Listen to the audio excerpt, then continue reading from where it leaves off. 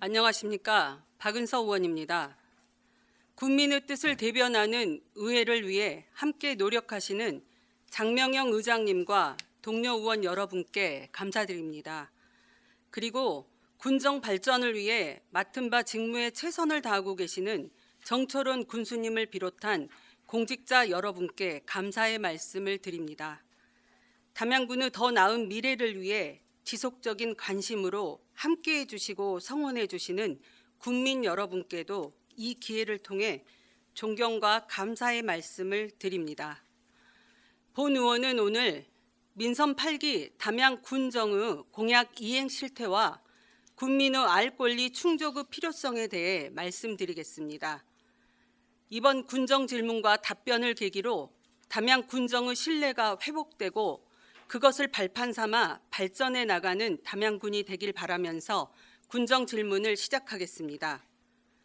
공약은 군수 철학이자 군정의 방향을 제시하는 나침반입니다. 따라서 공약의 성실한 이행은 행정의 신뢰를 확보하고 국민과의 약속을 지키는 최소한의 책임이라 할 것입니다. 그런데 최근 언론 보도에 따르면 정철원 군수님께서 후보 시절 약속한 총 103건의 공약 중 69건이 제외되고 30건이 변경되어 실질적으로 추진 중인 공약은 34건에 불과한 것으로 확인되었습니다. 즉, 전체 공약의 3분의 2 이상이 제외, 변경되었다는 의미입니다. 대표적으로 지난 담양 군수 재선거 당시 실현 가능성이 낮다고 지적을 받았던 군청사 이전 공약은 재정난을 이유로 장기 과제로 전환되며 사실상 폐기되었고, 영유아 교육비, 의료비 전액 지원 공약은 30만 원 한도 의료비 실비 지원으로 축소되었습니다. 또한 2,000명 미만 면 단위부터 단계적으로 도입하려 했던 농촌 기본소득 공약은 농어민 수당 지급으로 변경하였습니다. 아시다시피 기본소득은 일정한 금액을 모든 주민에게 보편적, 정기적으로 지급하여 지역 경제의 순환 구조를 강화하는 제도로 일회성 복지나 특정 조건을 부여하는 수당과는 본질적으로 다릅니다. 즉, 기본소득은 농촌의 인구 유지, 소비 여력 확대를 통해 경제 활성화를 유발하는 구조 개혁 정책이고, 수당은 용도나 대상이 제한된 단기적 보조금입니다. 이처럼 기본소득, 수당 이 둘은 재정 구조도 정책 목표 및 효과도 명백히 다릅니다. 그럼에도 담양군에서는 기존 공약을 제외가 아니라 변경이라고 표현하고 있습니다. 정책의 핵심 개념과 목적이 엄연히 달라 공약 폐기가 분명함에도 국민들에게 변경이라고 포장하여 설명하는 것은 공약의 정신을 사실상 스스로 무력화한 것이고 행정의 신뢰를 흔드는 행위입니다. 문제는 이처럼 공약이 대폭 폐기 조정되었음에도 불구하고 국민들에게 이에 대한 충분한 안내나 설명이 없었다는 점입니다. 현재 담양군 홈페이지에 첨부 파일 형식으로만 공개하고 있어 국민이 직접 찾아보지 않으면 그 내용을 알 수 없습니다. 이는 책임 있는 행정이라 보기 어렵습니다.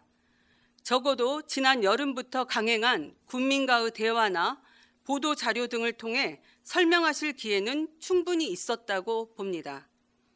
공약은 단순히 선거를 치르기 위한 약속이 아니라 국민과의 신뢰를 기반으로 한 계약입니다.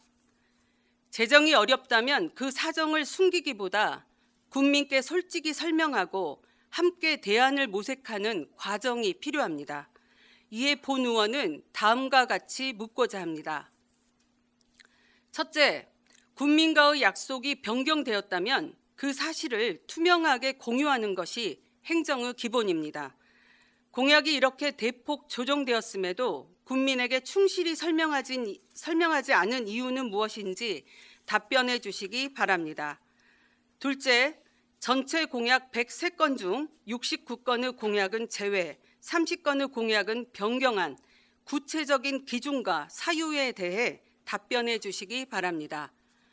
장기 과제로 추진 예정이다, 지속적인 협의가 필요하다, 재정이 어렵다, 이런 막연한 사유가 아닌 구체적인 중장기 계획, 객관성이 동반된 재정 분석 및 검토 자료 등 재외 변경 사유 근거를 상세하게 답변해 주시기 바랍니다. 또한 읍면별 맞춤형 약속 52건을 예산 범위에서 순차적으로 추진한다고 했는데 각 사업의 추진 계획과 함께 26년 예산안에 몇 개 사업이 반영되었는지 답변해 주시기 바랍니다. 셋째, 군수님께서 처음 공약하신 농촌 기본소득 도입은 농어촌의 지속 가능한 기반을 만드는 의미 있는 약속이고 담양에 꼭 필요한 정책이라 충분히 검토하셨기에 본인 공약에 담았을 것이라고 생각합니다.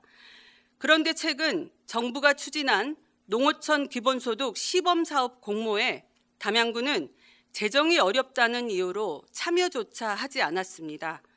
이는 군수님의 공약 및 정책 철학과 상반되는 결정이라고 보는데 기본소득 공약의 실질적 폐기, 그 판단은 누가 어떤 근거로 내린 것인지 명확하게 답변해 주시기 바랍니다. 여전히 본 의원은 군비 매칭분 291억 원을 들여 농어촌 기본소득을 실시했다면 연간 810억 원이 지역 경제를 순환하며 승수 효과를 나타내는 좋은 경제 정책이 되었으리라 판단합니다. 하지만 군수님께서는 이는 현금복지다, 담양은 현금복지가 아닌 경제 활력이 필요하다며 농어촌 기본소득 신청을 안 하셨다고 설명하셨습니다.